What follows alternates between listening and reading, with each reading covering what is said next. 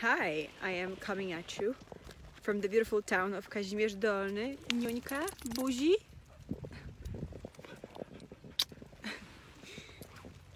Where I'm working as a volunteer on a film festival. Intro?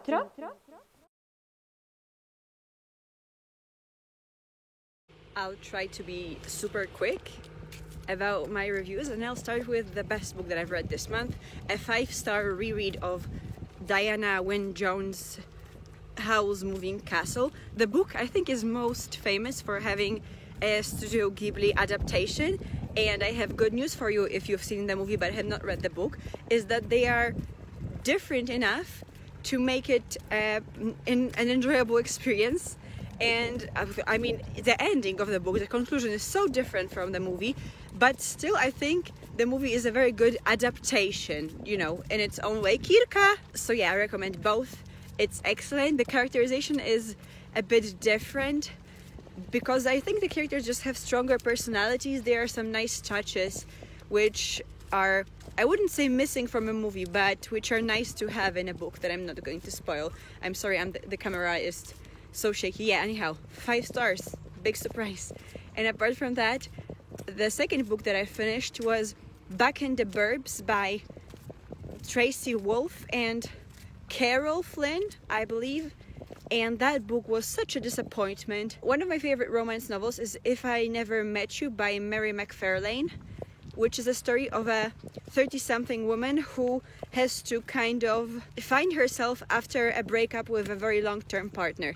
This book had a similar premise because our main character is a fresh divorcee or just awaiting divorce, but she's so helpless at the beginning, which makes her less relatable and likable to me. Just her helplessness and the fact that she's just not willing to fight for herself. But that was not really, I mean, I would have been fine with going with her on a journey to become stronger and more assertive. That's fine with me, but what I struggled with is that the characterization in the book was so inconsistent. Every character just became something else entirely depending on the situation.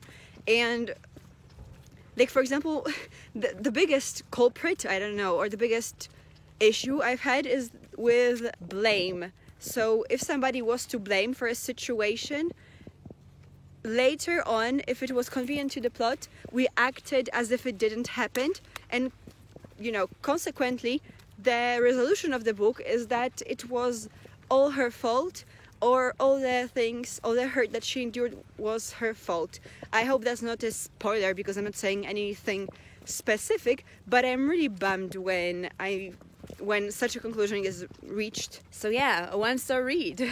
Another book that I've read is Blonde Date by Sarina Bowen. It's a novella, and it's it was an audiobook that I listened to. It was very short, like 3 hours tops, and it was narrated by a man and a woman. And I'll talk narration separately because when it comes to narration, the guy was just the best. I absolutely loved the narrator's work, and it's not because he was so sultry or whatever. He just I think he really did justice to an awkward college boy character that he voiced. So I really appreciated that. But apart from that, the book was just acceptable. The characterization was consistent this time, but it just gave very little. And the biggest theme of the book was slut shaming, but not in a way that's in any way resolved.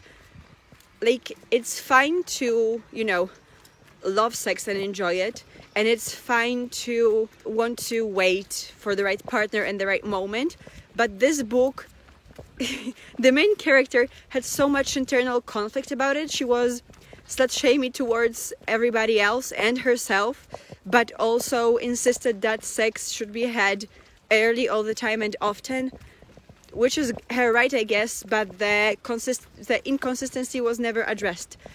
But it's not a thing that changed throughout the book depending on a context. It was an internal conflict that she had that was not resolved or even acknowledged at any point. So because of that, 2 stars out of 5, and like 4 stars for narration because the guy was great.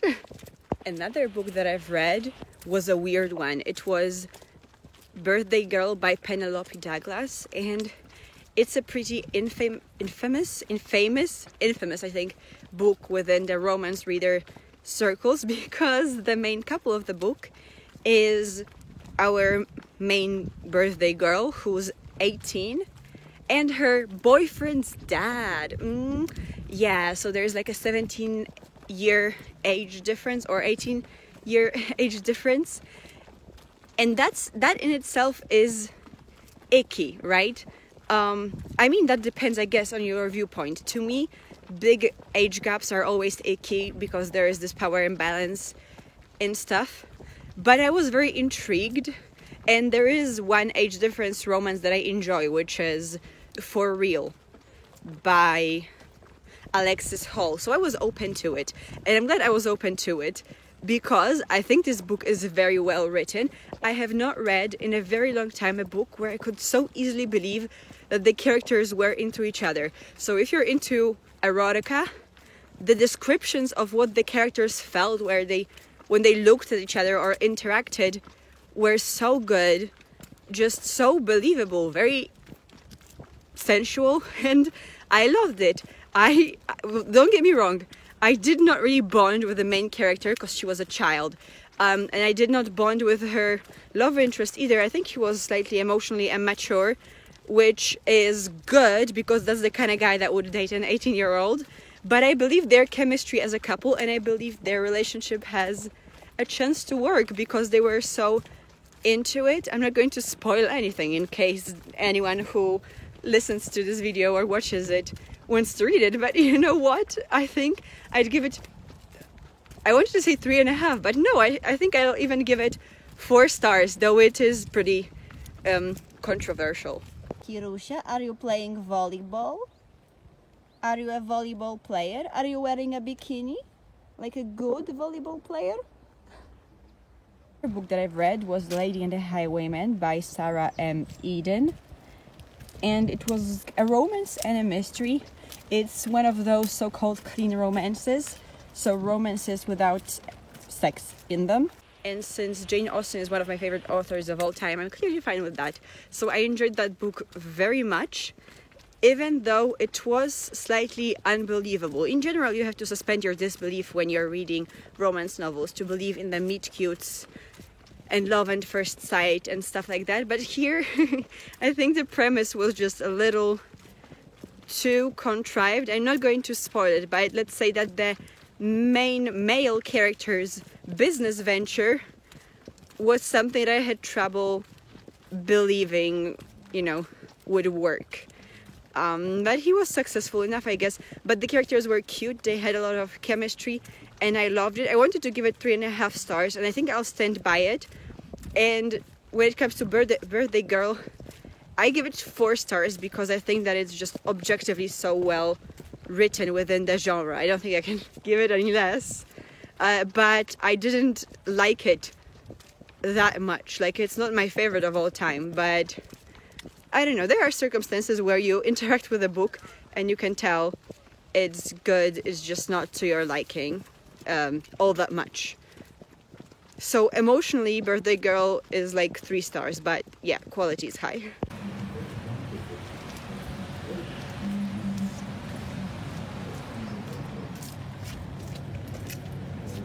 Another book that I've read was A Perfect Play by G.S. Carr.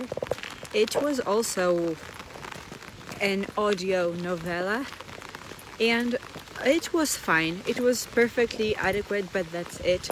Nothing special about it. And it also had a tinge of this trope that I've noticed this month, that being that the main heroine is at fault for her own suffering. And I get that taking the agency and, becoming the master of your own fate is somewhat inspiring, but I think it should all be treated separately, in the sense that you should fix your issues with the people who hurt you, and that can be separate journey from you becoming more assertive. Another book that I read was a memoir, sort of an autobiographical novel, M2WTF by Samantha Allen. The book is an autobiography, I don't know how you say that, of a transgender woman. And in the intro, she heavily emphasizes that the humor in the book is very important to her because she wants to kind of show what kind of jokes are okay when it comes to being trans, I guess.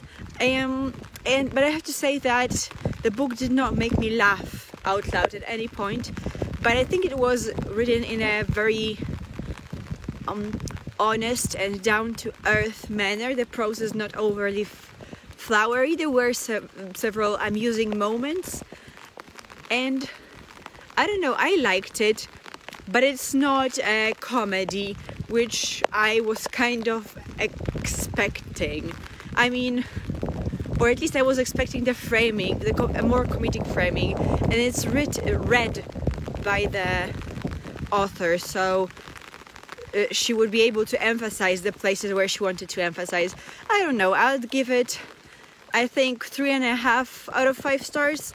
If I had to round it up, I would say more of a 4, because it's still a very nicely written and interesting account of her particular transgender experience. So if you're looking for that kind of a story, I do really recommend it. Niunia Kirunia.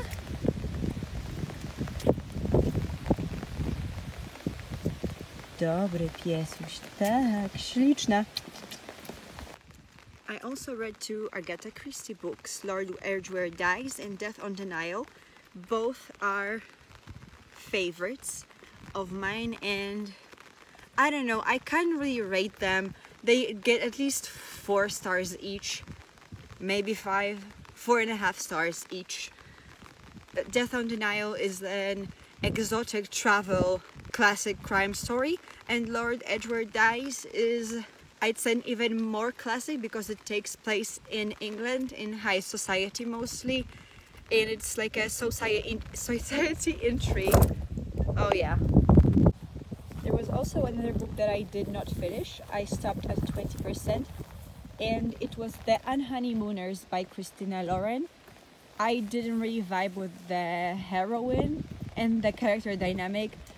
I don't really get what's hot about the dynamic of the woman being a total mess and disaster and not having her shit together, with a very well put together guy who's also mocking her. I mean, it read like a bully romance to me. That's why I did not finish. I read 20% of the book.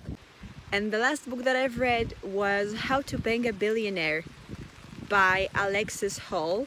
I don't know whether I said that I already read it. So, well, the book is not a manual. It's not an instructional manual, so I still don't know how to use my wiles to steal Jeff Bezos's coins, though I don't think that would be something I would be up for, but I still don't have that option. Anyhow, it's a pretty funny romance. It's a parody of 50 Shades of Grey, of course. Right, little baby? And I don't know, I'd give it a 3 out of 5 stars, 3.5. It's just okay. I know that it's very popular among Alexis Hall fans, but it's definitely not my favorite. It very much feels like a parody, and the plot would move faster if people just had a good, nice conversation. And I'm not really fond of people who avoid that. And with that, that's it. Thank you all for joining me on this very rainy day. I did film it in intervals with a 5-hour break in between. It's not still the same walk. Anyhow, if you feel like hanging out more, please subscribe, leave a comment. I will be posting a video about movies that I've watched. I wanted to just do movies for last month, but because I am on the film festival, I will include those as well. So yeah, cheers, papa, do widzenia, cześć. I've been walking behind that guy, and Kira keeps running towards him, just bumping him with her face and then coming back to me. So I guess it's a joint walk. Look at this antelope, a little tiny weasel, yes.